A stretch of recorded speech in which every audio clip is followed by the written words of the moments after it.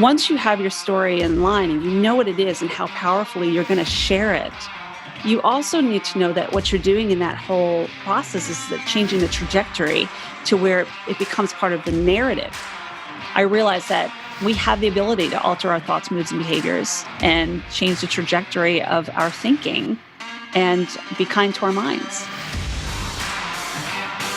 This is the Coaches Council, made up of 6 elite coaches dedicated to serving and ending personal struggle for high performers in business, health, and relationships.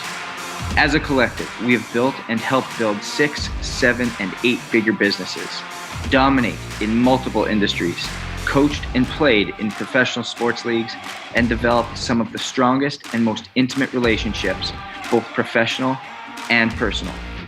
This isn't your average podcast. It's for the hungry, the dedicated, the doers, for those that have a dream and truly want that dream to become reality. People who want to take action, leave their ego at the door, and own every level of their life. If that's you, then step into the Coaches Council as we rewrite the truths to living that high-performance life.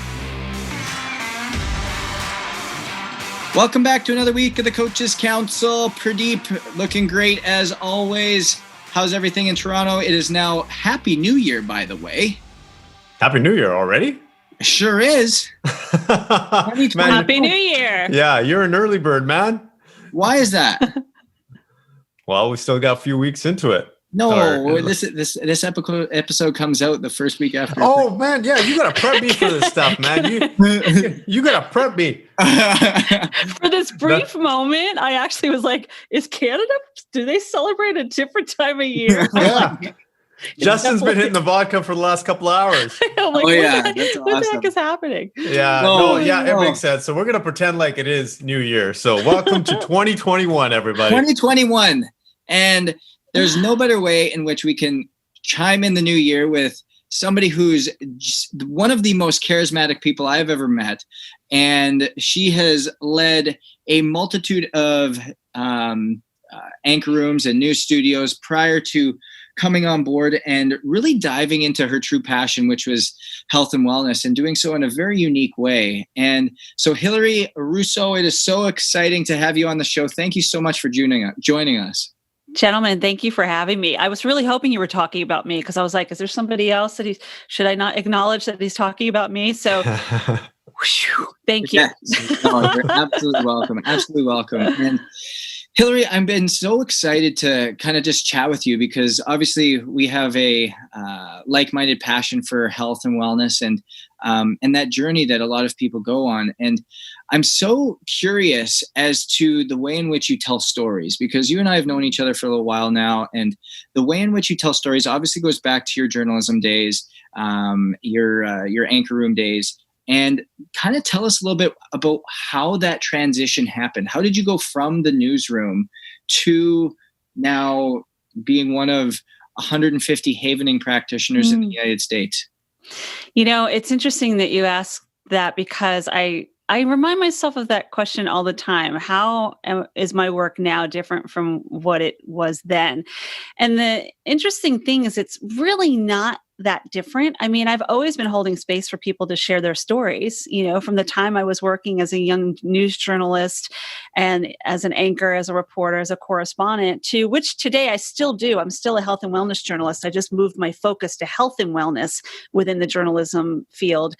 But the difference is that when I do stories for different media outlets and whatnot, I am holding space for people to share their stories, to share with others, right? So they're the storytellers. I'm kind of the place that they go to be able to share their stories publicly, right? The difference is that as a coach or a practitioner, that's intimate. It's personal. So what I'm doing is I am empowering purpose-driven professionals, like-minded people, to use their storytelling skills, which we all have because we all have a story, and empower them with telling the story better, intimately, so that they can share it more publicly. So as a practitioner or a coach, you know, my space is sacred with my clients. I don't share their stories. I'm just giving them the tools to be able to change the narrative if there's something within their life that they want to change and become more resilient, you know? I'm so curious as you talk about this level of storytelling, and a lot of the audience is entrepreneurial, executive spaced men for a lot of our audience, and so often openness, vulnerability, storytelling, as you say, is not often things that men easily go into, but when you do dive into that realm as leaders in your space, no matter what it is that you're leading, you all of a sudden become so much more approachable. You become so much more relatable. You become so much more likable, and you become more real to people. Whether, again, you're leading a group of an organization of 500, or whether you're leading a family of 5, it becomes this ability to see you as a completely real person that becomes very approachable in that mind. So what is what steps can be taken, or what is the secret, or how have you become so great at storytelling, and how do you help people do that? Well, I think first of all, you have to be aware of the story that you have to tell. And sometimes, like you mentioned, some people are not comfortable with their story, whatever it is that they had occur in their lives or the journey that they've been on. And there's a sense of embarrassment or imposter syndrome or feelings of, I don't want to tell my story. It'll make me look weak. That is so far from the truth, because your story is part of who you are. Your story is that piece of the puzzle that is creating this unbelievable space for you to be the person you want to be. And people want to know you're human. You know, people don't want to know that you showed up and you're like, I'm Superman and I was born this way. Yeah, you might have been born that way. And that's the other thing. It's like, we have to realize that we're human first. We are not our jobs. We are not our careers. We are not the certifications, the licensing, whatever that we have. We are human first, and we have a story to tell. And by sharing the story, you are connecting with people there might be that one starfish that you connect with that resonates with what you're saying, that you can make a difference in their life. And it's like that quote that one day your story could be someone else's survival guide, right? You could touch one life and that one life will make a difference. It's a total domino effect. So own your story. The difference is, Justin, is that once you have your story in line and you know what it is and how powerfully you're going to share it, you also need to know that what you're doing in that whole process is that changing the trajectory to where it becomes part of the narrative. You're turning the page. And now we're on a new chapter of this story to where you're not embodying the tragedy, the trauma. You can change that into a triumph, which is what I always say. You know, we have the ability to transform our traumas into triumphs. You know, it's our mindset. It's how we look at it. It doesn't do away with the fact that it happened to us. It just allows us to process it differently and live in a more powerful space. And people will see that. I'm wondering, Hilary, because you seem like a very fascinating woman, and I don't know too much about you. I didn't get the notes before the show, so I apologize. But I'd love to hear your story in terms of where you came from, what you're passionate about, and what led you to what you're doing right now. Well, I was born on a Friday at 11 a.m. Well, I was, but that is part of my story. My story is, there's a lot of branches to the tree, but I think part of it goes back to I've been through a series of traumas in my own life. And not everyone has to go through trauma to have an empowering story to share, by the way. Let me just preface that, I just have a series of things that I went through. I was raised with a father who was severely diabetic. I was always around hospitals. I was doing my homework in waiting rooms. I was around health and wellness in a different capacity from a very young age. There was a sense of empathy and resonance that I built just from being around that kind of environment, and always feeling like, oh, I want to take care of myself. I don't want to wind up like my dad is, who was a pro athlete and had to take a different route in his life because his illness took him away from playing pro baseball. And from that, it was a series of events. I actually had major surgery at 15 years old that was traumatizing. I had TMJ, which is temporomandibular joint disorder. Had my jaw wired shut for 8 weeks. Best diet ever. My mom was very happy because my mouth was shut and I'm a talker. But it was very painful, and it was a painful recovery. And I never really got the kind of rehabilitation for that process. And then it goes on to like being a child of divorce, being a child that was around an ill dad, and then move into my career days. And I was on air as a young journalist when 9/11 happened. Talk about traumatizing, not knowing how to deal with this and process it. And we're kind of going through that again right now because of this pandemic. First responders, journalists, everyone, not just people in their field. How do we deal with this? How do we process this kind of information? So it's been a series of things. And I realized that and relationship stuff too, because we all have that, right? There's always a relationship thing, and the breakups lead to the breakthroughs and a series of events. So it's becoming a stronger person, more resilient, and realizing that, as I always say, be kind to your mind. It was when I fell into the work, and it was a falling into, when I fell into the work in health and wellness, holistic living, and a certified Havening health coach, or Havening practitioner and certified health coach, I realized that we have the ability to alter our thoughts, moods, and behaviors and change the trajectory of our thinking and be kind to our minds. That's pretty cool. Thanks for sharing that with us. So, Justin, I'm going to ask another question here, if you don't mind.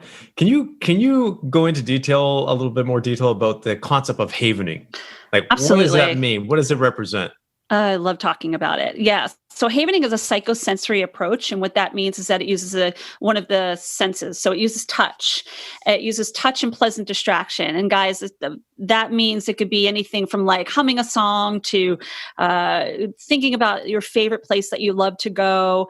It could be, just being in a very mindful place. Anything that brings you joy is a pleasant distraction, right? And with pleasant distraction, along with the psychosensory approach of havening, which is touch, a specific type of touch, it's either your hands, your arms, or your face. What happens is that's where the magic happens. It has the ability to alter your thoughts, moods, and behavior with rapid response because it's based on neuroscience. It's not energy medicine, it's electrochemical. Okay. And then it puts your brain in what they call a delta wave state, which is very slow moving brain waves. Justin, I know you know about that kind of stuff just with the work you do with Own It. And what happens there is that's where this dance happens, this amazing dance where the happy chemicals are released in your brain. It's the oxytocin, the serotonin, the dopamine. And when that happens, when the pleasant distractions and the havening touch are working together, they're protecting your amygdala. Your amygdala loves to go into threat mode. And what it's doing is it's kind of saying to your amygdala, or we call her Amy in the havening world, we give her that feminine feel because we want to protect her. It lets her know it's going to be okay. So it could be used with a practitioner like myself. If you're working with me, what happens is I will facilitate the sessions, whether it's virtually or in person. Right now we're doing mostly virtually. Or you can do self-havening on your own, which is basically you are applying the touch on yourself, and that can be used for little everyday upsets. I'm not focused. Can't fall asleep very well. Something's irritating me because everyone's in the same house and I'm not getting any space to myself. Self-havening is great for those little upsets every day. And then havening, working with a practitioner, is great for, depression, anxiety, stress, any of those feelings associated with, and then some. Yeah. Thanks for sharing that. Yeah. There's a really powerful example I actually use to make people understand. If you give me a second, I could share with you real quick. Yeah, I love you. Absolutely. I love using this analogy. So I kind of think of it like a jack in the box. So say you're in a car accident, right? You're in a car accident, and every time you go by that car accident, your heart starts beating, your hands start sweating. You're like, get me the heck through this damn intersection because I don't want to be here, because it's a re-triggering. It's like re-traumatizing what happened to you. What havening does is, if you're working with someone like myself, you don't even need to bring up what your upset is, but if you bring it to mind for yourself during a session, what happens is it's almost like that jack in the box where you're da-da, da-da, da-da, da-da, right? Every time you're turning the pop goes the weasel, it comes out on pop goes the weasel. It never fails that it comes out on pop goes the weasel, but we still kind of back up, right? We still kind of jump.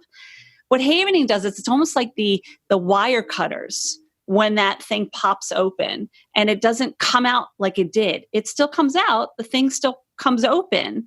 But when you're passing by that intersection, if you're havening and learning havening, it just is like an event rather than a traumatic event. It happened. Okay. We move forward, we move on.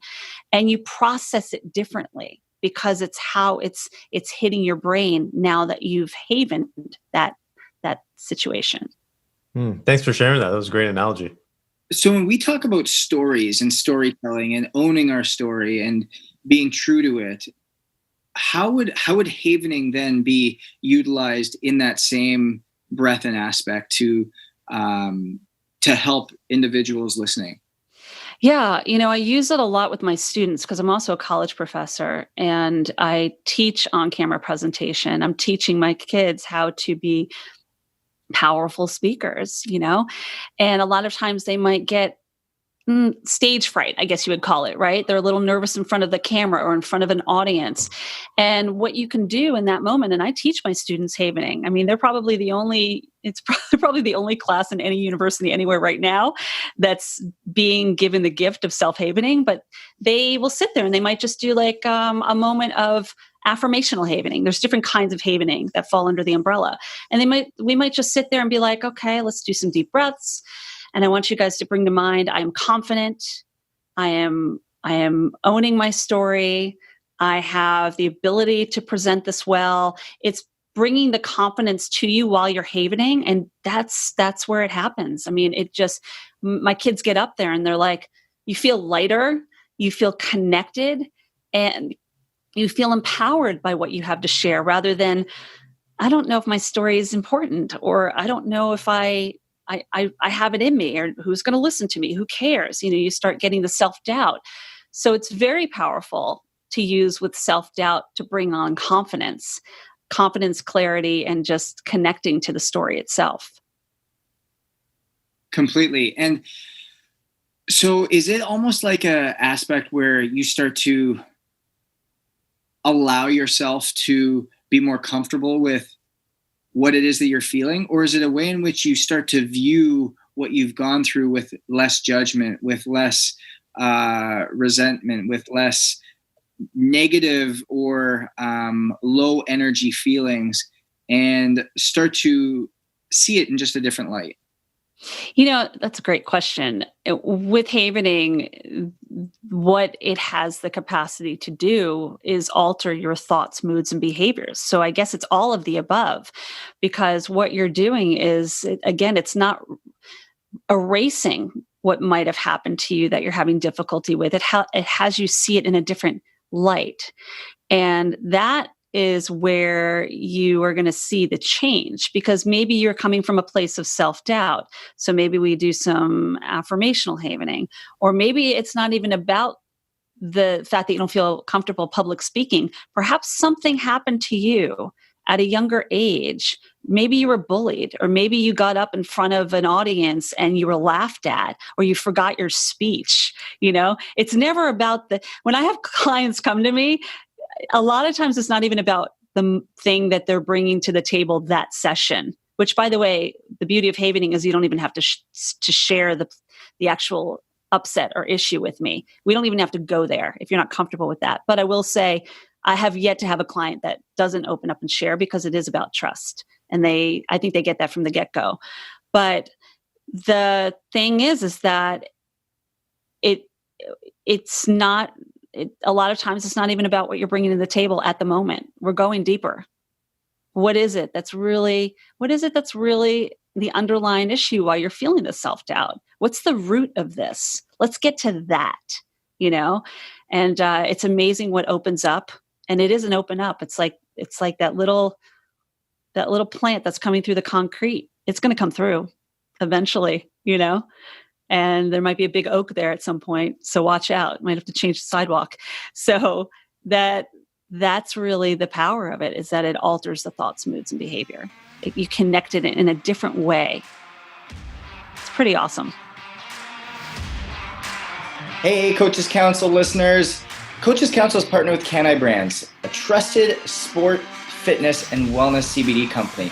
And to be honest, I've been using Can I Sleep all natural CBD oil for probably the last 2.5 years. And the spray specifically has been able to help me get a good night's sleep and truly affect the way I show up every single day to optimize my performance. And that's just not my own personal take on it, because I track my sleep every day with the Whoop Band and have been able to see the trends that have happened.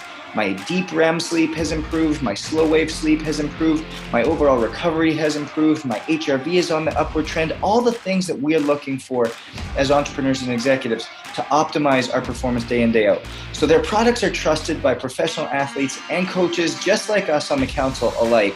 So be sure to check out their website at canibrands.com. That's CANIBRANDS.com, and use the code COACHES20 for 20% off all products just like Can I Sleep and other CBD solutions to help with pain, inflammation, energy, mental focus, and anxiety. Now back to the show.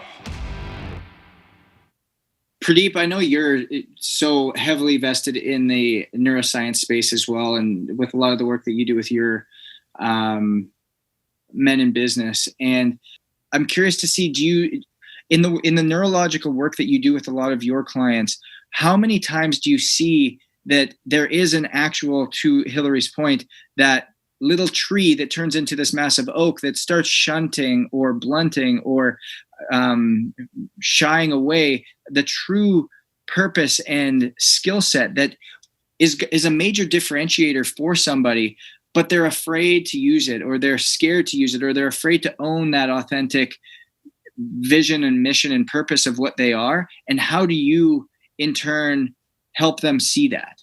Yeah, I think everybody does. I think that's just how we are raised by society, and most of our identity is built around what most people put on us rather than what we've created ourselves, right? The concept of identity, if someone hasn't heard of it or researched it, we go through life without even understanding what that is, and we think we are who we are without fully understanding that we are based on, most of it, social context, what people think we are, and therefore we believe that we are this way. And so one of the exercises I get guys to do is really go into a dark room and really just put aside all of the social pressures. So forget about your father, forget about the fact that you're a husband, forget about the fact that you're a son to a parents that have a lot of expectations on you or for you, and put away all those other pressures. What is a life that you want to live? Who is a person that you want to be? And I think when you draw all those curtains back and you're able to identify that, that's when I think, it's that true being, it's a true core of that identity, or that piece to them that they always had inside them since they were a young kid or a boy or a girl, that they can look back at and say, this is who I wanted to be, or this is what I wanted to do. I think we all have this. Every single person I've come across has this. And not everybody is fortunate enough to be able to draw those curtains back and be able to look at that. And I think the work that you do, Hilary, is so important because it just allows people to be who they are. You said something which is really important to me and stands out is the mindful aspect, the mindfulness component. That is so, because so many people, Hilary, I'm sure you see this, is they're just going through life, just going through the motions. They're so busy, go, go, go, go, go, that it's not bringing them back into the moment. And the way you were explaining it and what you do, it really is grounding them and bringing them into the moment. It's grounding their energy, their thoughts, their emotions. And that's how we experience life as human beings, is through those three mediums: our thoughts, emotions, and our energy. And most people aren't aligned. And I would say most people, either their thoughts are off, their emotions are off, or if you want to take it one step further and go into the realm of energy, whether it's science or spiritual, a lot of us are thrown off from that perspective. So I just, in a long-winded answer, but in short, yeah, we all live this way. It's just how we grow up and how we live as natural human beings in society. And I'll add to that I work with some very successful men who are extremely well known. They're they're at the top of their game in their work, but there's something that is just holding them back from being their authentic selves. And you get to a point in your life when you're like, what is missing? And you start almost looking around for it, right? And it's really not a looking around, it's right here. And there can sometimes be a fear factor that steps into place. If I look weak in any aspect, then the imposter syndrome comes in. We start thinking about, oh my goodness, the work that I do is so important. And I have a family and I'm supporting a family. And if I share my feelings or if I look weak in any way, I'm not living my truth. Well, no, you actually are starting to live your truth. Because we're human, we're born perfectly beautiful. We're still perfectly beautiful, but we go into the space like you mentioned, which is, society's look at what perfection is. And one of my favorite quotes is, "My pain is the basis of my true power." And when you start connecting with anything that's causing you upset, and being aware of it first. You have to be aware of it. And then you start allowing, and then you align. Like those are my triple A's. You have to be aware, you have to be allowing it, and then you need to align with it. That's where you see the change. That's where you see this amazing oak start coming up through the pavement that on the outside, maybe everybody has seen it, but you need to feel it. You need to know that. You need to feel that completion. I think that's really powerful what you talked about, because I experienced this personally myself yesterday with my wife. So my wife is a healthcare practitioner. She works in the oncology ward, and she's seeing people suffer from cancer and also pass on a daily basis. So her level, and my wife is such a sweet woman, but she struggles with having the strength of being able to deal with that. And we work on a daily basis trying to get her through, because it takes a certain type of strength and energy to be able to deal with that kind of stuff. And yesterday she broke down.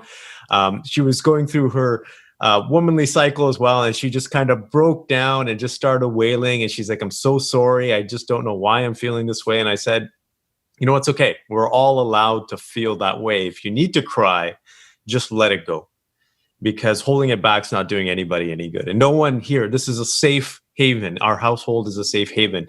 If you can't cry here, where can you cry?"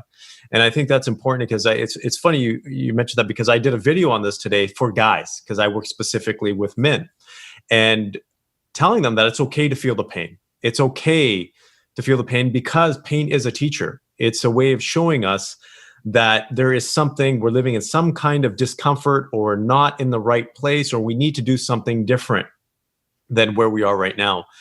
But a lot of guys will put that aside. A lot of guys will shun that and block it out, as you mentioned, and just not deal with it.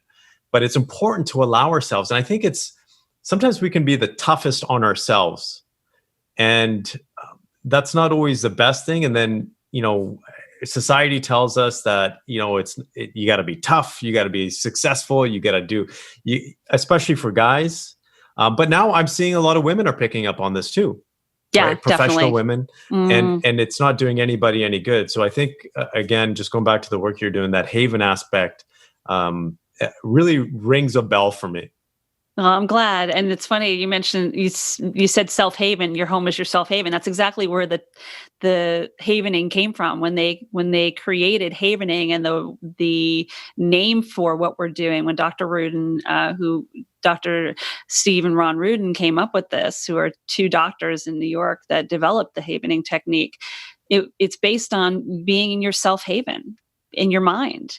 First of all, and let me also say thank you to your wife for everything she's doing, because I have so much respect for that, what they're doing right now, the healthcare workers. And so thank you for her doing that. And I've had a chance to work with a number of practitioners, here in New York, who have been in like ground zero with all of this. And there's talk about stress, talk about taking on the weight of the world right now. And they're, even in those situations, I've worked with a couple practitioners that before they go to their shift, they self-haven, they prepare themselves for the day. If they have a break, they haven on their break time. Those kind of things can help. Just little changes in your brain It's a practice. If there was one technique or two techniques that you could teach the kind of the audience listening over this, what would that be in order to help alleviate stress, anxiety, or anything that's kind of going on that maybe they're facing for that day-to-day havening practice that you spoke about? You mean doing a little havening right now, or just some tips on? Yeah, I mean, like the best thing to do is, look, find time for yourself. I can't stress that enough. Even if it's just 5 minutes. I know there's a lot of moms and dads out there that are going like, run, but you are no good to anyone if you are not taking care of your own vehicle, which is yourself, your brain. You're not going to run your car to overheat. Why would you run your brain to overheat? You got to take care of yourself first, because you're no good to anybody else if you're not taking care of you. So in that, I would say, I mean, the easiest thing is to come up with a couple pleasant distractions. And I already shared, that could be like humming a song or a creative visualization of a place you love to go in your mind, a favorite vacation, a great event that recently happened. Justin, you just had one, right? recently, like those kind of events, those things that bring you joy. Maybe you love to sing, maybe whatever it is, have a little like toolbox of pleasant distractions. I keep them on my phone so I can grab them. I put them on my whiteboard right in front of me. Have those available to you at any time, because then you can just grab from the toolbox when you need it. And then with havening, a really wonderful thing to do is like, it's just 3 different ways to do it. It's almost like you're washing your hands, which we've been doing plenty of the last 8 months, right? Or it's like giving yourself a hug. Okay. I'm going to move my mic out of the way a little bit. Giving yourself a hug. All right. And it's putting a little pressure on your arms when you're doing the havening, or touching your face, because there's a lot of nerve endings in your face. And this is almost like giving yourself a facial. So just in these 3 things, it's self-care. I'm washing my hands. I'm giving myself a hug. I'm touching my face. And if you close your eyes and take some deep breaths, and you just do some affirmations with it, like, I am calm. I am happy. I am healthy. My cells are healthy. I am going to rock that, that public speaking engagement I have, or I'm going to get that client, or my kids are going to be healthier, whatever it is. Just come up with a lot of I am statements, those affirmational statements, or just say the word calm, calm, calm, sleep, sleep, sleep, if you're having problems sleeping, and it will calm your brain. But make sure you don't have distractions around you. Make this your haven time, like your self-haven. Escape for a couple minutes and do it. I do it all the time. I wake up and I do it. When I meditate, I do it before I go to bed, because I get a lot of chatter in my head. Justin and I talked about that on my podcast, right? And if you just do it throughout the day, whenever you're feeling any feelings of upset or anything arising where you just need to focus, you'd be surprised what a couple minutes of self-havening can do when you just close the curtains to the proscenium and take yourself to that pleasant distraction. And you'd be surprised. You guys have to try it. I'm gonna check back and do a test on this later. I'll be doing it. That's the professor in me. I love it. Well, Hilary, where can everybody find more of you and what you're doing and kind of your journey? Oh, thank you for asking. So if anyone is interested in getting in touch with me, I also offer free discovery sessions so you can get an idea of what havening is. But I absolutely encourage you to reach out to me at hilaryrusso.com and /havening if you're interested in learning just about the havening. And that is where you can find me. And of course, I'm very participatory, connecting with people on social media, just Hilary Russo, at Hilary Russo on pretty much all areas of Instagram, Twitter, Facebook, and LinkedIn as well. Connect with me and we'll have a conversation. I would be more than happy to support you on your journey. Fantastic. And guys, it comes to a space in which we start to realize that becoming authentic and owning our story doesn't have to be done alone. It doesn't have to be done in the chaos of life. It doesn't have to be done in the chaos of what the world tells us we need to be. It rather is allowing us to be aware of what's around us. It's allowing ourselves to allow the feelings that we're feeling. and then ultimately acknowledging them and being present with them and using self-care tactics at the end of the day. Because if we can't be kind to ourselves, if we can't love ourselves, then who's going to do it? And we truly are the ones that allow ourselves to show up authentically, unapologetically as ourselves. And the greater in which we can start to own our story and be truthful and happy with ourselves will allow us to serve in a much greater and influential way. I just want to tell people that you have the power to alter your thoughts, moods, and behavior. And you can do it by putting the power in your own hands and be kind to your mind. You have, like you just said, it's so important to just be kind to yourself. That starts with being kind to your mind. I love it. I love it. Happy New Year, everybody. Stay hungry, stay humble, and we'll see you next week. Thank you so much for joining us for another week of the Coaches Council. If it wasn't for you viewers and listeners, we wouldn't have a platform. So again, it's all about you guys. And we want to give you a reward just for listening. We want to give you access to each one of our coaches for a little bit deeper, intimate experience. So if you go to coaches-council.com, coaches-council.com, subscribe and like to whatever platform you're viewing on, you're going to be entered to have that one-on-one experience. So be sure to go coaches-council.com and really interact with us, because we would love to interact with you. Until then, stay safe, stay hungry, stay humble, and thanks for listening.